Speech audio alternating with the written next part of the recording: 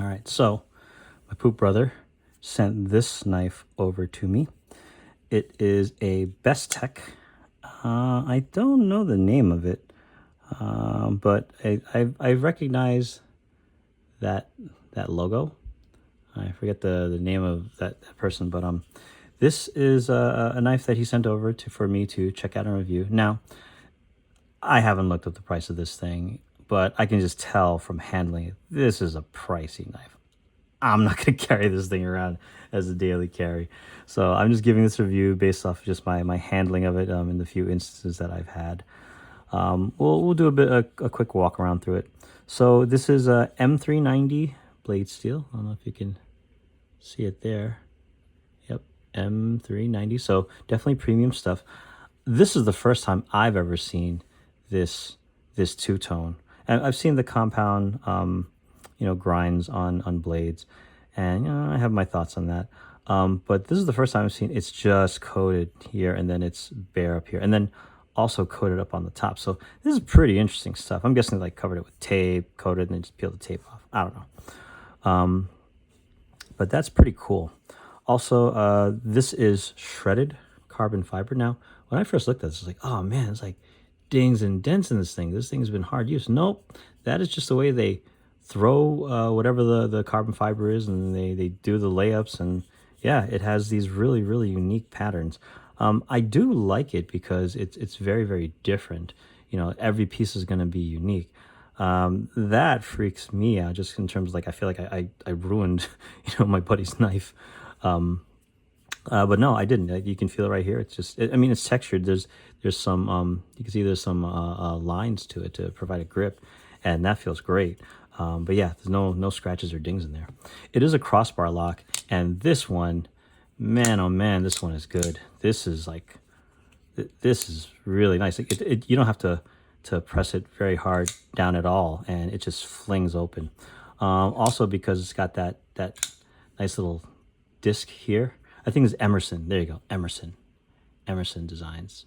There you go, yeah, Emerson. So but yeah, this is a fantastic crossbar lock. It feels really, really good, really solid. Oh, I just noticed that detail right there. It's a through hole in the pivot. That's really quite interesting. Wow. And there's another one over here. Yeah, maybe they call this one like the donut. I don't know.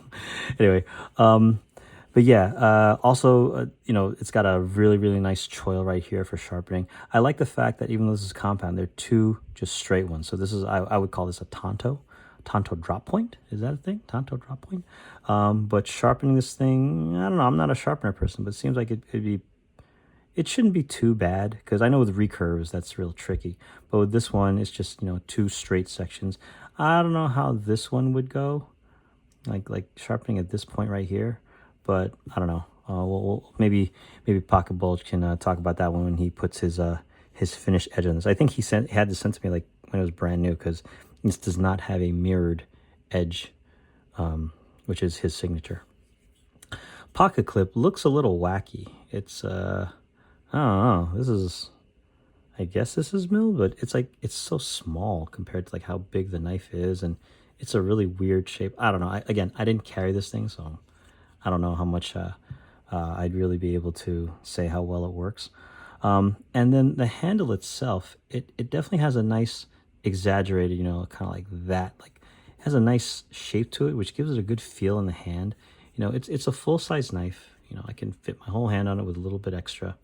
But you can really just like put your hand here and really bear down on this thing and push really, really hard. So this has the feel of a hard use knife.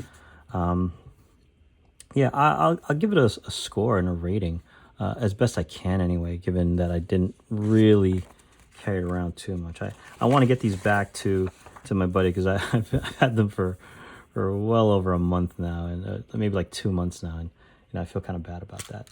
So let's see, let's get some scoring dice out here. All right, materials, 6, easy. This is all premium stuff, and I'm pretty sure you pay a premium price for this. I haven't looked it up. Folks can definitely leave a comment or something to round out this video. But yeah, everything on this thing just feels premium. Ergonomics. Uh, let's see here. I'll give it a 4. And the reason for that is because it is a large knife.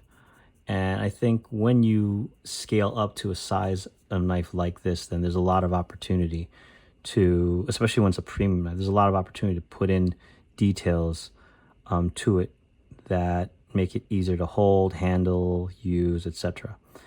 While they are good, I do think that it's it's not as contoured as I would have liked, although it is a very full-size knife that you can grip your hand around it. Maybe that's why you don't need it as much. The finish on this and everything is really, really good. But again, I don't know, like the shape here, just, I don't know. I think ergonomics, it could have been improved on this, especially since it's a premium knife. Craftsmanship, 6. Solid build, not a single burr on this thing. This is actually quite nice. If anything, I would call this more of a collector, kind of showpiece, or just something that you maybe use lightly, but this isn't a real daily use knife. But the craftsmanship is absolutely there. Design, I'll give it a 5. I think it's a very not provocative, but it's an eye-catching design. Very, very nice. I like the two-tone. The two-tone, I think, works for the kind of lines and angles of it. It looks really, really cool. Again, not really a daily knife, but I'm not giving its design score based on daily usage. Versatility. I'm actually gonna give this a 2. This is, come on, this isn't a knife you're going to be using much at all. And when you use it, what are you really going to be doing with it? You don't want to get like schmutz on this and everything. I mean, yeah, you can clean the schmutz off pretty easily, but I mean, this is not a knife that's going to have a lot of versatility. So, sorry, buddy. Carryability. Oh, man. Again, I didn't really carry it daily, but at the same time, this is a big knife. This is a heavy knife. It's really not something that is meant to go in and out of the pocket, multiple times a day. So yeah, carryability is going to be low. Value.